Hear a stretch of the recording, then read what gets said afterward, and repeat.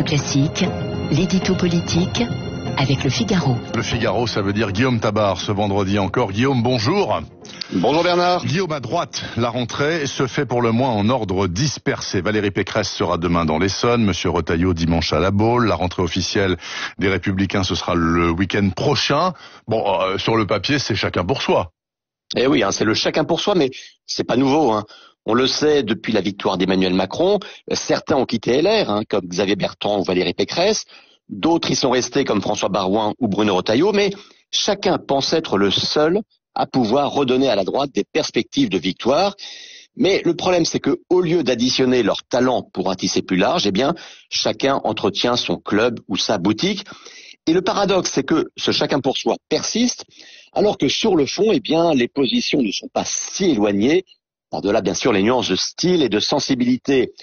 Tous plaident pour plus de fermeté contre les violences ou le communautarisme, tous réclament le courage de certaines réformes comme celle des retraites, tous veulent donner plus de pouvoir aux collectivités territoriales. Oui. Alors, est-ce toujours la droite la plus bête du monde qui préfère les querelles d'ego aux ententes d'un projet ? Il y a un peu de ça, et à 18 mois de la présidentielle, ça peut commencer à devenir inquiétant. Mais soyons honnêtes, Bernard, le climat évolue quand même dans le sens de l'apaisement. Souvenez-vous, notamment lorsque Laurent Wauquiez était président des Républicains, c'était les haines et les anathèmes à l'état brut. Ouais. Là, on ne travaille pas encore ensemble, mais on ne s'excommunie plus. Les uns et les autres commencent à se parler, et l'appartenance ou non à LR n'est plus une pomme de discorde absolue. C'est un début. Mais est-ce que ça veut dire, selon vous, que Bertrand, Pécresse, Baroin, Retailleau et consorts réussiront éventuellement à se mettre d'accord sur une candidature unique de consensus pour la présidentielle ? Alors, on n'en est bien sûr pas encore là, et on n'en est même pas encore à un accord sur le processus de désignation. Ouais. Tous, je vois bien, ils admettent qu'entre Macron et Le Pen, plusieurs candidatures seraient un véritable suicide. Mais ceci posé, comment fait-on ? Pécresse et Bertrand exigent la primaire, seule procédure d'arbitrage démocratique à leurs yeux. Bertrand et Baroin, eux, ne veulent pas en entendre parler, mais ceux qui sont contre la primaire n'ont pour l'instant aucune solution alternative à proposer. Et puis on le sait, s'il y avait quelqu'un à droite qui s'imposait de lui-même avec évidence, ça se saurait. Donc il faudra bien qu'il trouve. Et le temps commence à presser. Alors l'automne sera sans doute le temps de la confirmation ou de l'éclosion des candidatures. Mais faute d'une procédure arrêtée, validée et acceptée début 2021, la droite risque de se retrouver dans une impasse. Une de plus, dirais-je, Guillaume Tabar. Merci beaucoup, Guillaume Tabar. Je vous souhaite un très bon week-end. Et on vous retrouve bien sûr à l'antenne lundi avec Guillaume Durand qui présentera la matinale de retour de vacances. Il est 8h15 exactement. Voici l'invité de cette matinale d'info. Radio Classique, l'invité de Bernard Poirette. Cet invité s'appelle Camille Pascal, il est conseiller d'État depuis 2012, il est également romancier, il publie hier, c'est sorti hier chez Plomb, un gros livre qui s'appelle La Chambre des dupes. Camille Pascal, bonjour. Merci d'être au micro de Radio Classique. De quoi s'agit-il ? La Chambre des dupes nous raconte, entre autres choses, parce que quand même, il y a 500 pages, les amours de Louis XV avec la duchesse de Châteauroux. Pourquoi vous êtes-vous intéressé à ça ? Parce que je m'intéresse en règle générale à des sujets que personne n'intéresse, ou que tout le monde a oublié. Oui. La duchesse de Châteauroux a été totalement effacée de la mémoire collective par la marquise de Pompadour, Oui. Et la comtesse du Barry. Voilà. Simplement, la duchesse de Châteauroux va avoir une faveur très courte, mais c'est un personnage formidable. C'est une femme qui a tous les toupets et qui arrive à la cour avec l'idée de succéder à ses sœurs. Ouais. Les deux sœurs précédentes ont déjà partagé le lit du roi. Et elle Louis XV. Du roi Louis XV. Pas 14. 15. Louis XV. D'accord. Il aimait l'amour en famille. Et donc, elle va faire la conquête du roi dans des conditions absolument rocambolesques. Et le roi va être suggéré, complètement sidéré par cette femme qui est une trempe incroyable et qui va le réveiller. Parce que Louis XV, à l'époque, a 35 ans.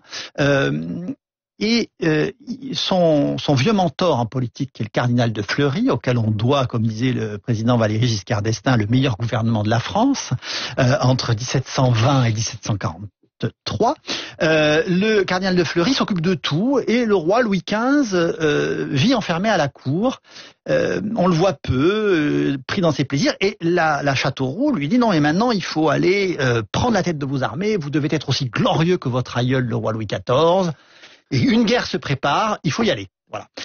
Mais est-ce qu'elle va prendre les rênes, c'est-à-dire est-ce que c'est elle qui dirigera le royaume ou est-ce qu'elle sera simplement la confidente et la visiteuse du soir à tout point de vue d'ailleurs de Louis XV du matin, et du matin aussi. Et donc en fait, en réalité, ce qui est intéressant chez cette femme, c'est l'emprise psychologique. Ouais. Ensuite, le roi Louis XV est un mystère sur le plan de la psychologie. C'est un homme très intelligent, certainement le plus intelligent des rois de France, trop intelligent d'ailleurs pour régner peut-être. Plus que Louis XIV. Ah oui, Louis XIV n'est pas un homme très intelligent, mais c'est un homme qui sait être roi. Voilà. Louis XV est roi, mais il sait pas toujours être roi. Et donc, la duchesse de Châteauroux va lui donner une sorte d'impulsion. D'abord, une impulsion physique, sexuelle. Voilà, elle le révèle à lui-même. Il faut dire que la malheureuse Marie Lesenska, la reine, qui disait toujours couchée, toujours grosse, toujours accouchée, avait fermé sa porte au roi, et que donc le roi est un Bourbon et il a des besoins physiques relativement fréquents. Il n'y a pas que les Bourbons. Non, mais lui, les Bourbons, bon, depuis Henri IV, on sait que... Et donc, à part Louis XIII qui était un peu faible de ce côté-là. Mais en réalité, ce qui est important, c'est chez cette femme, cette volonté, au fond, d'aider le roi à se révéler. D'accord. Alors, ce qui en fait, ce n'était que ça, au fond. C'est un peu le rôle que toutes les maîtresses royales vont jouer avec Louis XV. Mais ce qui m'a intéressé, c'est que cette faveur, qui commence comme une intrigue de cour, oui, va finir dans une sorte de crise politique. C'est-à-dire que à l'été 1744, le roi est parti sur le front des troupes, et là il va faire une première chose qui est inconcevable à l'époque, c'est qu'il va autoriser sa maîtresse et une de ses sœurs, qui sert de maîtresse de remplacement, à le suivre. Et ça, c'est un scandale déjà absolu. Elles partent à la guerre avec lui. Avec lui. Ça ne s'était jamais fait.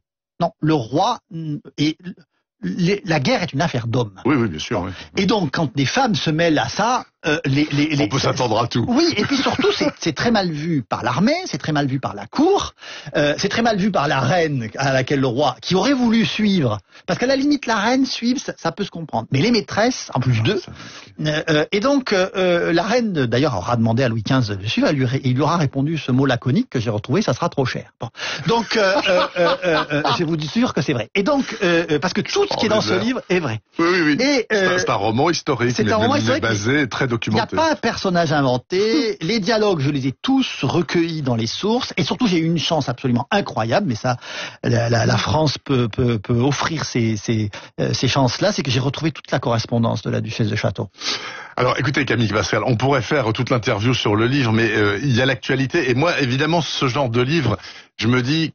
Camille Pascal l'a écrit, mais il sait ce qui se passe en politique aujourd'hui en France. Alors, certains, par exemple, qui appellent à la 6e République, ici en France, disent, écoutez, entre l'époque des Bourbons et aujourd'hui, c'est à peu près pareil. Nous vivons dans une monarchie parlementaire, où simplement la différence, c'est que le roi est élu par le peuple. C'est une monarchie élective. Voilà, c'est une monarchie élective. C'est vrai, selon vous? Ah, mais non, mais c'est à cause de la constitution de Gaulle? Oui, parce que De Gaulle est un monarchiste.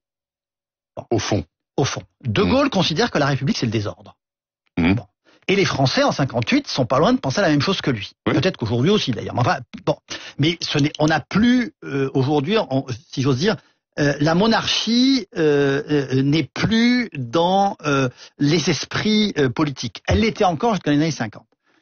Et donc, je rappelle quand même que la constitution de la 5e République est la seule constitution qui n'ait pas été votée par une assemblée constituante. Exact. Bon. Ouais. Elle a été soumise directement au peuple, ce qui est une hérésie pour les républicains. Les républicains de la 3e et de la 4e République se sont renversés devant cette chose-là. Parce que c'est, pardon de prendre des mots un peu savants, mais c'est le césaropapisme, hein, c'est-à-dire que c'est un retour au Second Empire.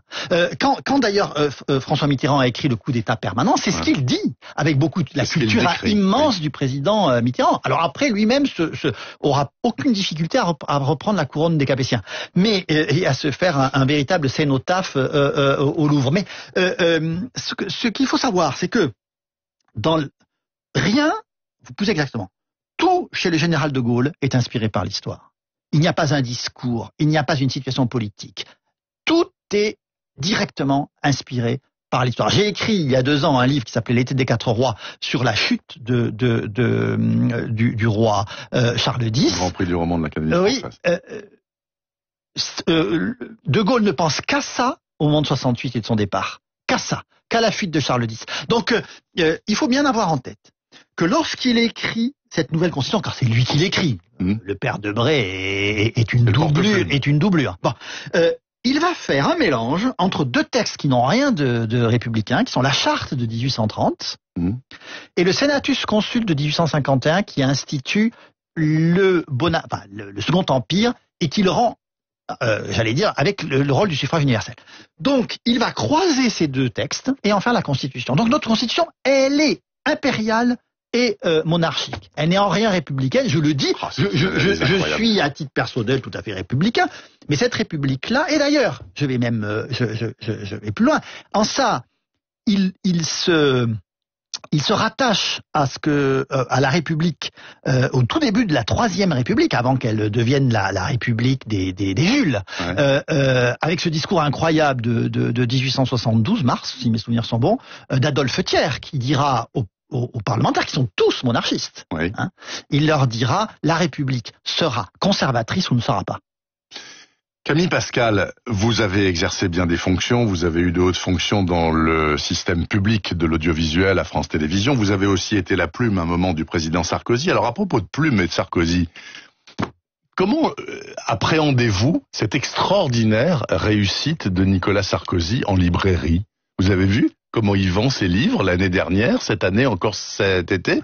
C'est c'est lui qui écrit en l'occurrence. Alors, je pense pas qu'il ait un nègre. Non, il n'a pas de. En tout cas, tout le monde m'a posé la question. Alors, je l'ai pas lu son livre, mais bon. Mais on ne peut pas, en lisant Tempête, enfin dans la tempête de Nicolas Sarkozy, le temps des tempêtes, pardon, on ne peut pas penser une seconde qu'il n'est pas écrit parce que quand on le lit, on l'entend.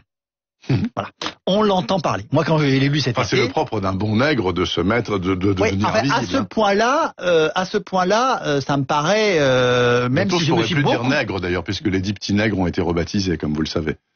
Oui, alors il va falloir aussi interdire négritude de Senghor. Oui, c'est ce qu'on disait avant-hier à Montagne. Je vous en prie, c'était une incise. On est dans un puritanisme fou, et anglo-saxon qu'il faudrait mieux laisser de l'autre côté de la Manche. Bon.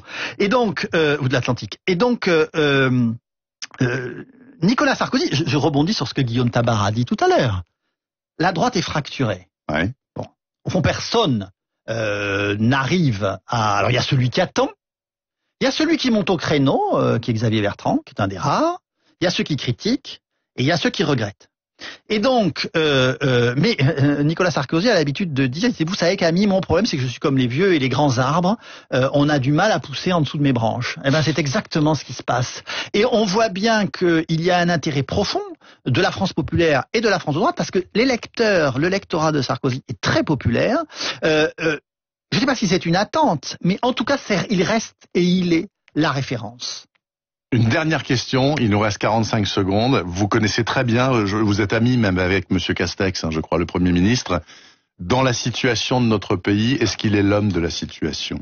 Alors pour moi, il est l'homme. Les épaules, les reins, tout. Au-delà de l'amitié que je lui porte, je pense que Jean Castex, le Premier ministre aujourd'hui, a cette capacité à répondre non seulement aux attentes du pays, mais à ce que la France profonde, la France provinciale, la France dont on ne parle jamais, attend d'un chef de gouvernement, c'est-à-dire qu'il sache comment ils vivent.